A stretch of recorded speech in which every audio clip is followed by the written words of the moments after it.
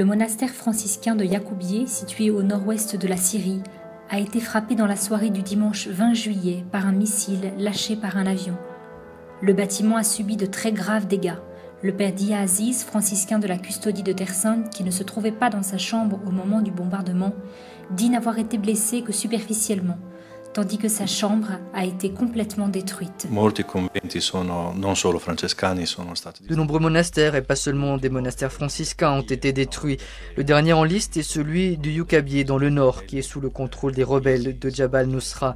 Le couvent a été complètement détruit par un missile tiré par un avion du gouvernement.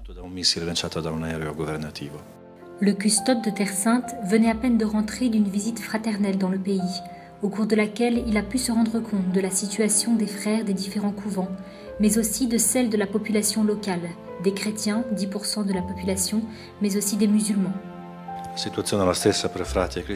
Les frères et les chrétiens vivent la même situation tragique, surtout pour les gens qui vivent dans le nord, dans les villages de l'Oronte, et en particulier dans la ville d'Alep, qui est depuis des mois sans eau, sans électricité.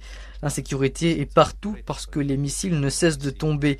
Vous ne savez jamais qui les tire et ça peut être dans n'importe quelle partie de la ville. Vous n'êtes jamais à l'abri. Selon l'Observatoire syrien pour les droits de l'homme, les 3 ans de guerre ont tué plus de 170 000 personnes. Une tragédie intérieure, mais dans laquelle, selon Pizzaballa, nous pouvons lire encore quelques signes d'espérance et d'humanité.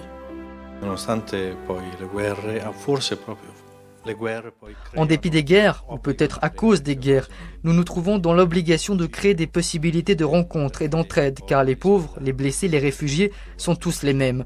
On ne distingue ni les chrétiens des musulmans, ni les bons des mauvais. C'est ce que j'ai vu, notamment pour l'eau, dans des situations d'urgence. Des musulmans qui apportent de l'eau aux chrétiens, les chrétiens qui prennent l'eau de la paroisse pour l'apporter ensuite à leurs voisins musulmans, surtout pour les enfants. Là où il y a des enfants, dans les écoles, dans les hôpitaux.